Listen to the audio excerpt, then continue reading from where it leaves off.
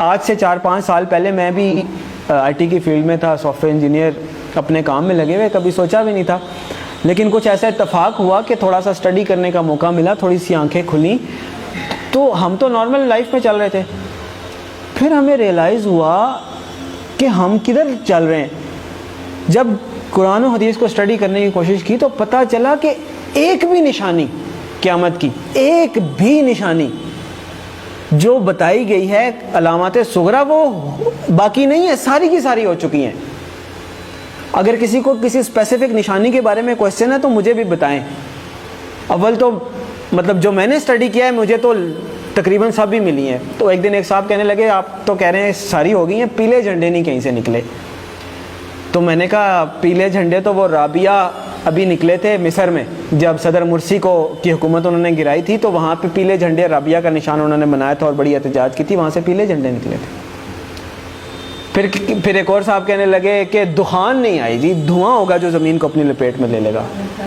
میں نے بتایا کہ دخان تو اللہ واللہ عالم، ہم عقل کل نہیں ہیں، لیکن دیکھیں ہم نے تو وہ دیکھنا ہے کہ جو ہماری سمجھ میں بات آتی ہے۔ آج سے 7-8 سال پہلے ہم بھی اسی پنجاب میں رہتے ہیں، اسی دنیا میں رہتے ہیں، دھند ضرور ہوتی تھی، دھواں بھی ہوتا تھا، دھواں اسموگ نہیں ہوتا تھا کہ وہ پورے لپیٹ میں لے لیتا ہے۔ دھواں تو ایسے ہوتا ہے نا دور سے نظر آئے، دخان ایسا ہے کہ یخشى الناس، قرآن میں اللہ نے فرمایا یوم تأتی السماء بدخان مبین یخشى الناس ھذا عذاب علیم، وہ بھی پورا ہو گیا۔ پھر کیا رہ گیا؟ پھر انہوں نے کہا عربوں میں شرک آ جائے گا، وہ تو نہیں آیا۔ تو میں نے کہا میں بھی سوچتا تھا نہیں آیا، بلکہ جب میں یہ حدیث پڑھ رہا تھا تو میرے ذہن میں یہ تھا کہ پتہ نہیں عربوں میں شرک پتہ نہیں کب آئے گا۔ سب سے زیادہ قرآن حدیث وہاں پڑھا جاتا ہے، حرمین شریفین وہاں پہ ہیں، عبادات وہاں پہ ہوتی ہیں، مساجد رمضان میں وہاں بھری ہوئی ہوتی ہیں، تو پتہ نہیں کب ہوگا۔ اتفاق کی بات ہے کہ میرا نہیں خیال کہ ہفتہ گزرا ہوگا یا کچھ، تو وہ خبر آئی کہ وہ انہوں نے یو اے ای میں مندر بنایا ہے اتنا بڑا، اور باقاعدہ نعوذ باللہ اس کی پوجا کر کے انہوں نے اس کی افتتاح کیا۔ عجیب لگا کہ اتنی جلدی کہ جب آپ حدیث پڑھتے ہیں تو آپ کو لگتا ہے کہ عربوں میں شرک لوٹ آئے گا، پتہ نہیں، یہ تو بہت ہی مشکل بات لگتی ہے۔ اور ہم نے مطلب ایک ہوتا ہے سالوں گزر جائیں پھر بھی بات ہے، وہ ادھر پڑھا ادھر وہ بات ہوگی۔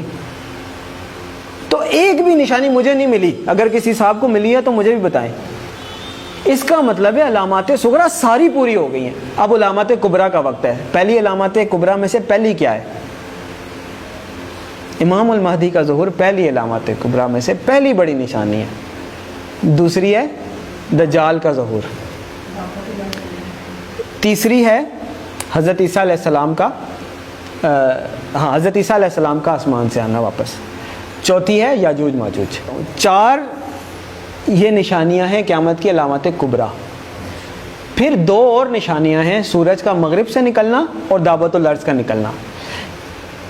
کیٹیگرائزیشن یہ حدیث میں نہیں ہے کہ 4 نشانیاں ہیں یا 5 ہیں، ویسے بتایا گیا ہے، اس کو پھر علماء نے اپنے حساب سے، جیسے میں نے پہلے آپ کو بتائیں دخان ہو گیا یا مختلف رابعہ ہو گئے، پہلی پیلے جھنڈے ہو گئے، یہ وہ ان کو علامات صغریٰ کہا گیا ہے، چھوٹی نشانیاں، اور یہ جو ابھی میں نے 4 آپ کو گنوائی ہیں نا علامات کبریٰ کے طور پہ کیٹیگرائز کیا گیا ہے۔ لیکن یہ جو باقی 2 ہیں میں ان کو علامات کبریٰ میں کیٹیگرائز نہیں کرتا، میری اپنی ایک کیٹیگرائزیشن ہے۔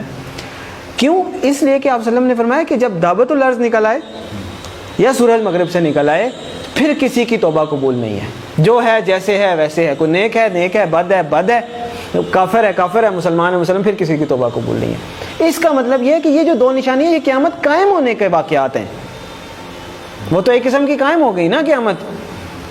تو جو نشانی تو وہ ہے کہ آپ الرٹ ہے، نشانی ہے بھائی آنے والی ہے، تیار ہو جائیں۔ تو جب آ گئی تو پھر تو نہ توبہ ہے نہ کچھ ہے، پھر تو نشانی نہ ہوئی، پھر تو ہو ہی گئی۔ جب توبہ ہی نہیں قبول، اس کے بعد آپ کوئی چینج ہی نہیں، ایکسیپٹنس۔ تو اس لیے 4 نشانیاں قیامت قائم ہونے کی ہیں، اس وقت تک پھر بھی چانس ہوگا، ایون دجال کے آنے کے بعد بھی چانس ہوگا اگر کوئی توبہ کرتا ہے، اللہ توفیق دیتا ہے۔ حضرت عیسیٰ علیہ السلام دنیا میں آتے ہیں، چانس ہے، یاجوج ماجوج آتے ہیں، چانس ہے، لیکن اس کے بعد دعوت الارض نکل آیا یا سورج مغرب سے نکل آیا پھر ختم۔